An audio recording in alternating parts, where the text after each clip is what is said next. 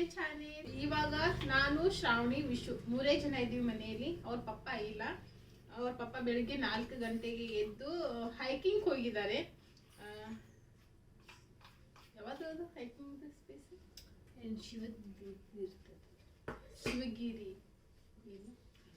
Hiking ಹೋಗಿದ್ದಾರೆ. ಅದು place ಅಷ್ಟು ನಮಗೆ ನೆನಪಿಲ್ಲ. ಆಮೇಲೆ ನೋಡ್ಬಿಟ್ಟು ಹೇಳ್ತೀವಿ. ಅದಕ್ಕೆ ನಾನು ವಿಶು ಶ್ರಾವಣಿ ಮೂರೇ ಜನ ಇದ್ದೀವಿ. ಸೊ ನಮಗೋಸ್ಕರ ನಾನು ಇವಾಗ ಪಡ್ಡನ್ನ ಮಾಡ್ಕೋತಾ ಇದ್ದೀನಿ. ಓಕೆನಾ? ಹಾಕ್ಬಾ ನೋಡಿ, ಫಿಲ್ ಮಾಡೋದು ಇವೆಲ್ಲ ಹೋಲ್ಸ್ ಎಲ್ಲ ಸ್ಪೂನಿಂದ ಹಾಕ್ಬಿಟ್ಟು. ಎಷ್ಟು ಸ್ಪೂನ್ ಒಂದು ಹಾಕಿ ತೋರಿಸ್ಲಾ?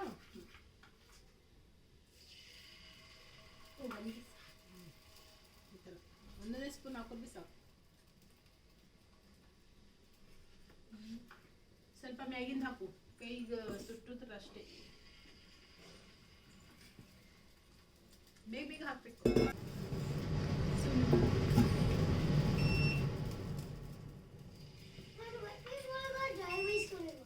ಸೊ ನಾನು ಈ ಕಡೆ ಚಟ್ನಿ ಮಾಡ್ತಾ ಇದ್ದೀನಿ. ಸಿಂಪಲ್ ಆಗಿ ಬರೀ ಹಸಿ ಕೊಬ್ಬರಿ ಹಾಕಿದ್ದೀನಿ, ಜಾಸ್ತಿ ಪುಟಾಣಿ ಹಾಕಿದ್ದೀನಿ. ಅಷ್ಟು ಗಲೀಜು ಗೊತ್ತಾ? ಥ್ರೋ ಮಾಡಿ ಡಸ್ಟ್ಬಿನ್. ಯಾವುದು ಇದು? ವೇಟ್. ಪುಟಾಣಿ ಹಾಕಿದ್ದೀನಿ. ಪುಟಾಣಿ ಸ್ವಲ್ಪ ಜಾಸ್ತಿ ಹಾಕಿದ್ದೀನಿ. ಅದಾದಂಥ ಹಸಿಮೆಣಸಿನ್ಕಾಯಿ, ಜೀರಿಗೆ, ಉಪ್ಪು ಮತ್ತು ಕೊತ್ತಂಬರಿ ಇಷ್ಟೇ ಹಾಕಿರೋದು. ಇವಾಗ ನೀರು ಹಾಕ್ಕೊಂಡು ಇದನ್ನ ರುಬ್ಕೊಂಡ್ಬರ್ತೀನಿ. ಅಷ್ಟರಲ್ಲಿ ಶ್ರಾವಣಿ ಕಡೆ ಪಡ್ಡು ರೆಡಿ ಮಾಡ್ತಾರೆ. ಚೆನ್ನಾಗಿ ಇಡಬೇಕು. ಎಷ್ಟು ಮಾಡು.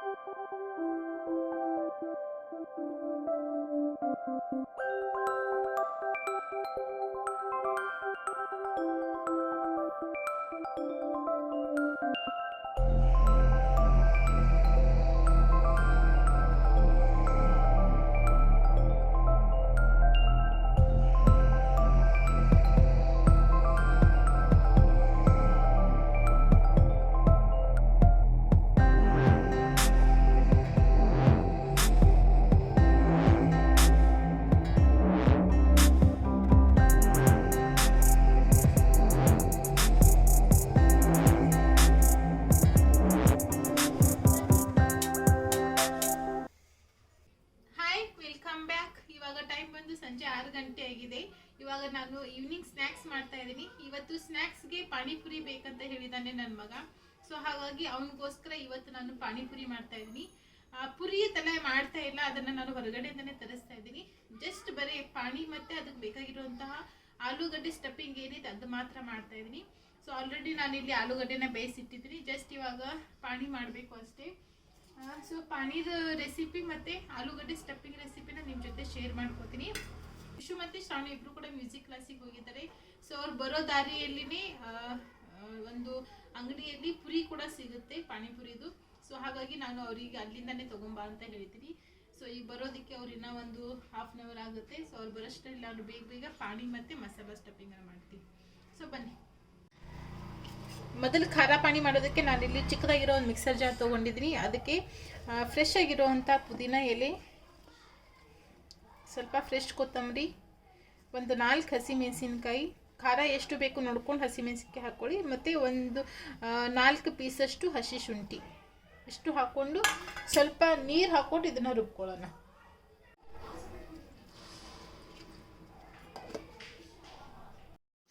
ಸೊ ಸ್ಮೂತಾಗಿ ರುಬ್ಕೊಂಡಾದಮೇಲೆ ಇವಾಗ ಒಂದು ತೂತಿರೋ ಚಾಣಿನ ಇಟ್ಕೊಂಡು ಇದನ್ನು ಸೋದಿಸ್ಕೊಳ್ಳೋಣ. ನೀವು ಬೇಕಾದರೆ ಅದನ್ನು ಹಾಗೆ ಕೂಡ ಹಾಕೋಬೋದು. ನಾನಿಲ್ಲಿ ಮಕ್ಕಳಿಗೋಸ್ಕರ ಮಾಡ್ತಾ ಇರೋದ್ರಿಂದ ಇದನ್ನು ಸೋದಿಸ್ಕೋತಾ ಇದ್ದೀನಿ. ಯಾಕಂದರೆ ಇದರಲ್ಲಿ ಕೊತ್ತಂಬರಿ, ಹಸಿಮೆಣಸಿನ್ಕಾಯಿ ಇನ್ನೂ ಉಳಿದಿದ್ರೆ ಮಕ್ಕಳು ತಿನ್ನಬೇಕಾದ್ರೆ ಅದು ಅವ್ರ ಬಾಯಿಯಲ್ಲಿ ಹೋಗಬೇಡ್ದಲ್ಲ. ಸೊ ಹಾಗಾಗಿ ನಾನು ಇದನ್ನು ಒಂದು ತೂತಿರೋ ಚಾಣಿನ ಸೋದಿಸ್ಕೋತಾ ಇದ್ದೀನಿ. ನೋಡಿ, ಹಸಿಮೆಣಸಿನ್ಕಾಯಿ, ಕೊತ್ತಂಬರಿ ಕಡ್ಡಿ ಇನ್ನೂ ಹಾಗೇ ಇದೆ. ಇದನ್ನು ನೀವು ಬಿಸಾಕೋದಕ್ಕೆ ಹೋಗಬೇಡಿ, ಅದನ್ನು ಆಲೂ ಮಸಾಲಲ್ಲಿ ಯೂಸ್ ಮಾಡೋಣ. ನೋಡಿ, ಈ ಥರ ಪಾನಿ ರೆಡಿಯಾಗಿದೆ. ಇವಾಗ ನೆಕ್ಸ್ಟ್ ಇವಾಗ ಇದಕ್ಕೆ ಸ್ವಲ್ಪ ಮಸಾಲ ಹಾಕೊಳ್ಳೋಣ. ಮಸಾಲ ಹಾಕೊಳ್ಳೋಕ್ಕಿಂತ ಮುಂಚೆ ನಾನಿಲ್ಲಿ ಒಂದು ಅರ್ಧ ಕಪ್ಪಷ್ಟು ಹುಣಸೆಹಣ್ಣಿನ ರಸ ಹಾಕೋತಾ ಇದ್ದೀನಿ. ನಿಮಗೆ ಹುಳಿ ಎಷ್ಟು ಬೇಕು ನೋಡ್ಕೊಂಡ್ಬಿಟ್ಟು ಹುಣಸೆಹಣ್ಣಿನ ರಸ ಹಾಕ್ಕೊಳ್ಳಿ. ಅದಾದ ನಂತರ 1 ಟೀ ಸ್ಪೂನಷ್ಟು ಪಾನಿಪುರಿ ಮಸಾಲ, ನಿಮ್ಮ ಹತ್ರ ಪಾನಿಪುರಿ ಮಸಾಲ ಇದ್ದರೆ ಹಾಕ್ಕೊಳ್ಳಿ, ಇಲ್ಲಾಂದರೆ ಸ್ಕಿಪ್ ಮಾಡ್ಕೊಳ್ಳಿ. ಅರ್ಧ ಟೀ ಸ್ಪೂನಷ್ಟು ಚಾಟ್ ಮಸಾಲ, 1 ಟೀ ಸ್ಪೂನಷ್ಟು ಜೀರಾ ಪೌಡರ್ ಮತ್ತು 1 ಟೀ ಸ್ಪೂನ್ ನಾನಿಲ್ಲಿ ಧನಿಯಾ ಪೌಡರ್ ಹಾಕೋತಾ ಇದ್ದೀನಿ. ಇದು ಮಸಾಲದ ಕ್ವಾಂಟಿಟಿ ಎಲ್ಲ ನಿಮ್ಗೆ ಎಷ್ಟು ಬೇಕು ನೋಡ್ಕೊಂಡ್ಬಿಟ್ಟು ಹೆಚ್ಚು ಕಡಿಮೆ ಹಾಕ್ಕೊಳ್ಳಿ. ನೆಕ್ಸ್ಟ್ ರುಚಿಗೆ ತಕ್ಕಷ್ಟು ಉಪ್ಪನ್ನು ಹಾಕ್ಕೊಂಡು ಈ ಥರ ಚೆನ್ನಾಗಿ ಮಿಕ್ಸ್ ಮಾಡಿಬಿಟ್ಟು ನೆಕ್ಸ್ಟ್ ಇವಾಗ ಇದಕ್ಕೆ ನಾನು ಒಂದು ಅರ್ಧ ಹೋಳಷ್ಟು ಲಿಂಬೆಹಣ್ಣಿನ ರಸನ ಇಟ್ಕೋತಾ ಇದ್ದೀನಿ. ನಾವು ಹುಣಸೆಹಣ್ಣಿನ ರಸ ಕೂಡ ಹಾಕಿದ್ದೀವಿ, ಸೊ ಅದ್ರ ಜೊತೆ ಲಿಂಬೆಹಣ್ಣಿನ ರಸ ಕೂಡ ಹಾಕ್ಕೊಂಡ್ರೆ ಟೇಸ್ಟ್ ತುಂಬಾ ಚೆನ್ನಾಗಿರುತ್ತೆ. ಸೊ ಹಾಗಾಗಿ ಹುಣಸೆಹಣ್ಣಿನ ರಸ ಮತ್ತು ಲಿಂಬೆಹಣ್ಣಿನ ರಸ ಎರಡೂ ಕೂಡ ಹಾಕ್ಕೊಳ್ಳಿ. ಇವಾಗ 1 ಸ್ಪೂನಿಂದ ಇದನ್ನು ಚೆನ್ನಾಗಿ ಮಿಕ್ಸ್ ಮಾಡಿ ನಿಮಗೆ ಇದು ಪಾನಿ ಎಷ್ಟು ತಿಳುವಾಗಿ ಬೇಕು, ಎಷ್ಟು ಗಟ್ಟಿ ಬೇಕು ನೋಡ್ಕೊಂಡ್ಬಿಟ್ಟು ನೀರನ್ನು ಹಾಕ್ಕೊಳ್ಳಿ. ಇದು ಪಾನಿ ನಿಮಗೆ ಸ್ವಲ್ಪ ಕೋಲ್ಡ್ ಬೇಕಂದರೆ ನೀವು ಇದನ್ನು ಮುಂಚೆನೇ ರೆಡಿ ಮಾಡಿಬಿಟ್ಟು ಫ್ರಿಜ್ಜಲ್ಲಿ ಎತ್ತಿಟ್ಕೋಬೋದು. ಸೊ ನಾನಿಲ್ಲಿ ಹಾಗೆ ಸರ್ವ್ ಮಾಡ್ತಾಯಿದ್ದೀನಿ. ಪಾನಿ ರೆಡಿಯಾಗಿದೆ, ಮೊದಲು ಅದನ್ನು ಟೇಸ್ಟ್ ಮಾಡಿ ನೋಡಿ, ನಿಮ್ಗೆ ಏನಾದರೂ ಉಪ್ಪು ಖಾರ ಕಡಿಮೆ ಅನಿಸಿದ್ರೆ ಹಾಕೋಬೋದು. ನೆಕ್ಸ್ಟ್ ಇವಾಗ ನಾನಿಲ್ಲಿ ಆಲೂ ಮಸಾಲ ಮಾಡ್ತಾಯಿದ್ದೀನಿ. ಇಲ್ಲಿ ನಾನು ಒಂದು 5 ರಿಂದ 6 ಆಲೂನ ಆಲ್ರೆಡಿ ಬೇಯಿಸಿಟ್ಟಿದ್ದೀನಿ. ಮೇಲುಗಡೆ ಸಿಪ್ಪೆ ಎಲ್ಲ ತೆಗೆದುಬಿಟ್ಟು ಈ ಥರ ಸ್ಮ್ಯಾಶರಿಂದ ಅದನ್ನು ಸ್ಮ್ಯಾಶ್ ಮಾಡಿಕೊಂಡು ಅದಾದ ನಂತರ ನಾವು ಪಾನಿ ಮಾಡಬೇಕಾದ್ರೆ ಏನು ಮಸಾಲ ತೆಗೆದಿಟ್ಟಿದ್ವಿ ಆ ಮಸಾಲ ಹಾಕ್ಕೊಂಡು ನೆಕ್ಸ್ಟ್ ಸಣ್ಣದಾಗಿ ಕಟ್ ಮಾಡ್ಕೊಂಡಂಥ ಈರುಳ್ಳಿ, ಸ್ವಲ್ಪ ಕೊತ್ತಂಬರಿ ಮತ್ತು ನಿಮಗೆ ಖಾರ ಎಷ್ಟು ಬೇಕು ನೋಡ್ಕೊಂಡ್ಬಿಟ್ಟು ಖಾರದ ಪುಡಿ, ಸ್ವಲ್ಪ ಗರಂ ಮಸಾಲ, ಜೀರಾ ಪೌಡರ್ ಮತ್ತು ಧನಿಯಾ ಪೌಡರ್. ಅದಾದ ನಂತರ ಪಾನಿಪುರಿ ಮಸಾಲ ಒಂದು ಅರ್ಧ ಟೀ ಸ್ಪೂನಷ್ಟು ಹಾಕ್ಕೊಂಡು ರುಚಿಗೆ ತಕ್ಕಷ್ಟು ಉಪ್ಪನ್ನು ಹಾಕಿ ಇವಾಗ ಇದನ್ನು ಚೆನ್ನಾಗಿ ಮಿಕ್ಸ್ ಮಾಡ್ಕೊಳ್ಳೋಣ. ನಾನು ಇಲ್ಲಿ ಡೈರೆಕ್ಟ್ ಕೈಯಿಂದಲೇ ಮಿಕ್ಸ್ ಮಾಡ್ಕೋತಾ ಇದ್ದೀನಿ, ಯಾಕಂದರೆ ಆಲೂ ಅಲ್ಲಿ ಮಸಾಲೆ ಎಲ್ಲ ಚೆನ್ನಾಗಿ ಮಿಕ್ಸ್ ಆಗಬೇಕು. ಸ್ಪೂನಿಂದ ಆದರೆ ಅಷ್ಟು ಚೆನ್ನಾಗಿ ಬರೋದಿಲ್ಲ, ಸೊ ಕೈಯಿಂದನೇ ಮಾಡ್ಕೊಳ್ಳಿ, ಚೆನ್ನಾಗಿರುತ್ತೆ. ಆಲೂ ತುಂಬ ಸ್ಮ್ಯಾಶ್ ಮಾಡಬೇಡಿ, ಸ್ವಲ್ಪ ಒಳಗಡೆ ದಪ್ಪ ಆಲೂ ಇರಲಿ. ನೋಡಿ, ಆಲೂ ಮತ್ತು ಪಾನಿ ರೆಡಿ ಆಯಿತು.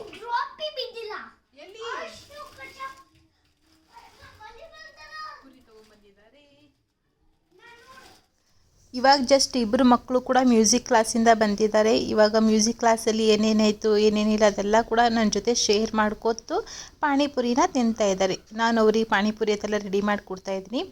ಪ್ರತಿ ಸರ್ತಿ ಈ ಥರ ಹೊರಗಡೆ ಹೋಗಿ ತಿನ್ನೋಕ್ಕಿಂತ ಮನೆಯಲ್ಲಿನೇ ಈ ಥರ ಮಾಡ್ಕೊಂಡು ತಿನ್ಬೋದು. ಮನೆಯಲ್ಲಿ ಮಾಡಿರೋದ್ರಿಂದ ಹೆಲ್ದಿ ಕೂಡ ಇರುತ್ತೆ ಮತ್ತು ನಮ್ಗೆ ಎಷ್ಟು ಬೇಕಷ್ಟು ಆರಾಮಾಗಿ ತಿನ್ಕೋಬೋದು. ಪ್ರತಿ ಸರ್ತಿ ನಾನು ಪುರಿ ಕೂಡ ಮಾಡ್ತಾಯಿದ್ದೆ ಮನೆಯಲ್ಲಿನೇ. ಸೊ ಈ ಸರ್ತಿ ನಾನು ಪುರಿ ಮಾಡಿಲ್ಲ, ಜಸ್ಟ್ ಬರೀ ಮಸಾಲ ಮತ್ತು ಪಾನಿ ಮಾಡಿದ್ದೀನಿ. ಇವಾಗ ಇಬ್ಬರು ಮಕ್ಕಳು ಚೆನ್ನಾಗಿ ತಿನ್ನಲಿ ಅಂತ ಹೇಳಿಬಿಟ್ಟು ನಾನು ಅವರಿಗೆ ರೆಡಿ ಮಾಡಿ ಕೊಡ್ತಾಯಿದ್ದೀನಿ. ಹಾಗೆ ಈ ಕಡೆ ಇಬ್ಬರು ಕೂಡ ಟಿ ವಿ ನೋಡ್ತಾ ಇದ್ದಾರೆ. ಫಸ್ಟ್ ತಿನ್ನಿ ಆಮೇಲೆ ಟಿ ವಿ ನೋಡಿ ಅಂತ ಹೇಳ್ತಾ ಇದ್ದೀನಿ ನಾನು. ಹಾಗೆ ಹೊರಗಡೆ ಮಳೆ ಕೂಡ ಬರ್ತಾ ಇದೆ, ವೆದರ್ ತುಂಬಾ ಚೆನ್ನಾಗಿದೆ. ಸೊ ಆ ಟೈಮಲ್ಲಿ ಈ ಥರ ಸ್ನ್ಯಾಕ್ಸ್ ತುಂಬಾ ಚೆನ್ನಾಗಿರುತ್ತೆ. ಆದರೆ ಪುರಿ ಜಾಸ್ತಿ ಕ್ವಾಂಟಿಟಿಯಲ್ಲಿ ನಾವು ತೊಗೊಂಡು ಬಂದಿಟ್ರೆ ಸೊ ಈ ಕ್ಲೈಮೇಟಲ್ಲಿ ಸ್ವಲ್ಪ ಅದು ಸಾಫ್ಟ್ ಆಗುತ್ತೆ. ಎಲ್ಲರೂ ತಿಂದಮೇಲೆ ಮತ್ತು ಇನ್ನೂ ಪುರಿ ಅಕಸ್ಮಾತ್ ಉಳಿದ್ರೆ ಅದರಿಂದ ನಾನು ಬೇರೆ ಯಾವುದಾದ್ರೂ ಚಾಟ್ ಮಸಾಲ ಮಾಡ್ತೀನಿ. ಮಸಾಲ ಪುರಿ, ಸೇವ್ ಪುರಿ ಇದೆಲ್ಲ ಕೂಡ ಚೆನ್ನಾಗಿರುತ್ತೆ. ಅದು ಕೂಡ ಒಂದು ಸರ್ತಿ ಮಾಡಿಬಿಟ್ಟು ಪುರಿನ ಅವಾಗಿಂದ ಅವಾಗೆ ಖಾಲಿ ಮಾಡಿಬಿಡ್ತೀವಿ. ಸೊ ಇವಾಗ ಒಂದು ರೆಸಿಪಿ ಶೇರ್ ಮಾಡ್ಕೋತಾ ಇದ್ದೀನಿ. ಇದನ್ನು ನಾನು ರಾತ್ರಿ ಊಟಕ್ಕೆ ಚಪಾತಿ ಜೊತೆ ತಿನ್ನೋದಕ್ಕೆ ಅಂತ ಮಾಡಿದ್ದೆ. ಜಸ್ಟ್ ಪನ್ನೀರ್ ಮಸಾಲ ಫ್ರೈ, ಇದು ತುಂಬಾ ಚೆನ್ನಾಗಾಗಿತ್ತು. ಸೊ ಇದ್ರದ್ದು ರೆಸಿಪಿನ ಇವತ್ತು ನಾನು ನಿಮ್ಮ ಜೊತೆ ಶೇರ್ ಮಾಡ್ಕೋತೀನಿ.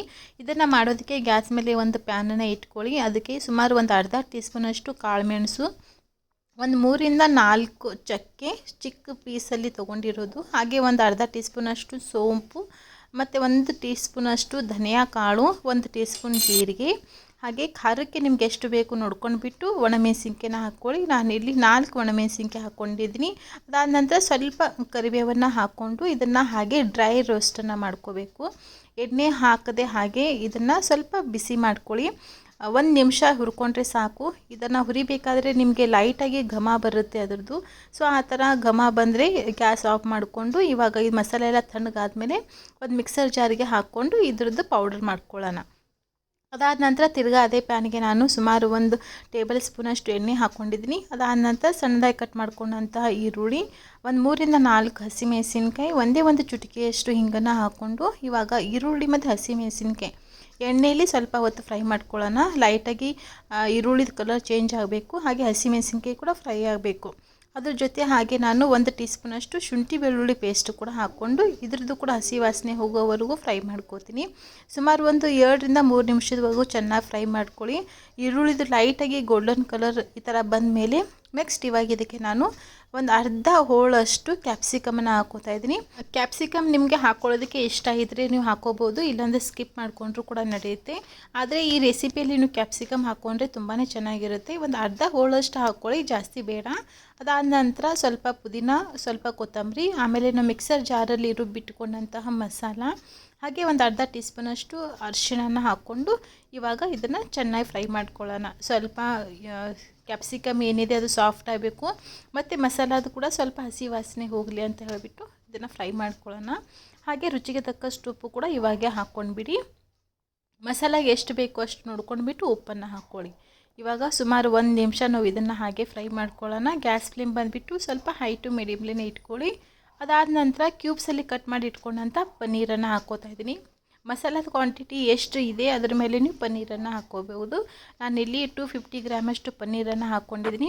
ಇವಾಗ ಪನ್ನೀರ್ ಹಾಕಿದ್ಮೇಲೆ ಈ ಮಸಾಲ ಅಲ್ಲಿ ಪನ್ನೀರನ್ನು ಚೆನ್ನಾಗಿ ಮಿಕ್ಸ್ ಮಾಡ್ಕೋಬೇಕು. ಸುಮಾರು ಇದೇ ಥರ ಒಂದು 2 ರಿಂದ 3 ನಿಮಿಷದವರೆಗೂ ಹೈ ಗ್ಯಾಸ್ ಫ್ಲೇಮಲ್ಲಿ ಇಟ್ಬಿಟ್ಟು ಚೆನ್ನಾಗಿ ಇದನ್ನು ಫ್ರೈ ಮಾಡ್ಕೊಳ್ಳಿ. ಆಮೇಲೆ ಬೇಕಾದರೆ ನೀವು ಲೋ ಗ್ಯಾಸ್ ಫ್ಲೇಮಲ್ಲಿ ಇಟ್ಬಿಟ್ಟು ಪ್ಲೇಟಿಂದ ಕವರ್ ಮಾಡಿ 1 ನಿಮಿಷ ನೀವು ಇದನ್ನು ಹಾಗೆ ಇಡ್ಬೋದು. ಆವಾಗ ಪನ್ನೀರೆಲ್ಲ ಮಸಾಲ ಎಲ್ಲ ಚೆನ್ನಾಗಿ ಅಬ್ಸರ್ವ್ ಮಾಡ್ಕೊಂಡಿರುತ್ತೆ ಮತ್ತು ಟೇಸ್ಟ್ ಕೂಡ ತುಂಬಾ ಚೆನ್ನಾಗಿರುತ್ತೆ. ಇದನ್ನು ನೀವು ಬೇಕಾದರೆ ಲಂಚ್ ಬಾಕ್ಸಲ್ಲಿ ಅಥವಾ ಯಾವುದಾದ್ರೂ ಪರೋಟ ಜೊತೆ, ಚಪಾತಿ ಜೊತೆ, ಅಥವಾ ನೀವು ಎಲ್ಲಾದರೂ ಟ್ರಾವೆಲ್ ಮಾಡ್ತಾ ಇದ್ದೀರಾ ಅಂದರೆ ಖಂಡಿತವಾಗ್ಲೂ ಮಾಡ್ಕೊಂಡು ತೊಗೊಂಡು ಹೋಗ್ಬೋದು. ತುಂಬಾ ಚೆನ್ನಾಗಿರುತ್ತೆ. ಯಾರಿಗೆ ಪನ್ನೀರ್ ಅಂದರೆ ತುಂಬಾ ಇಷ್ಟ ಆಗುತ್ತೋ ಸೊ ಅಂಥವ್ರು ಈ ರೆಸಿಪಿನ ಖಂಡಿತವಾಗ್ಲೂ ಟ್ರೈ ಮಾಡಿ. ತುಂಬಾ ಚೆನ್ನಾಗಾಗಿತ್ತು. ನಮ್ಮ ಮನೆಯಲ್ಲಿ ಕೂಡ ಎಲ್ಲರೂ ತುಂಬಾ ಇಷ್ಟಪಟ್ಟು ತಿಂದರು. ಆಮೇಲೆ ಸ್ವಲ್ಪ ಟೇಸ್ಟ್ ಮಾಡಿ ನೋಡಿ, ನಿಮ್ಗೆ ಏನಾದರೂ ಖಾರದ ಬೇಕಾದರೆ ಇನ್ನೊಂದು ಸ್ವಲ್ಪ ಹಾಕೋಬೋದು. ಹಾಗೆ ಇವತ್ತಿಂದು ವ್ಲಾಗ್ ಕೂಡ ನಾನು ಇಲ್ಲಿಗೆ ಎಂಡ್ ಮಾಡ್ತಾಯಿದ್ದೀನಿ. ಮತ್ತು ನೆಕ್ಸ್ಟ್ ವ್ಲಾಗಲ್ಲಿ ಸಿಗ್ತೀನಿ. Thank you so much.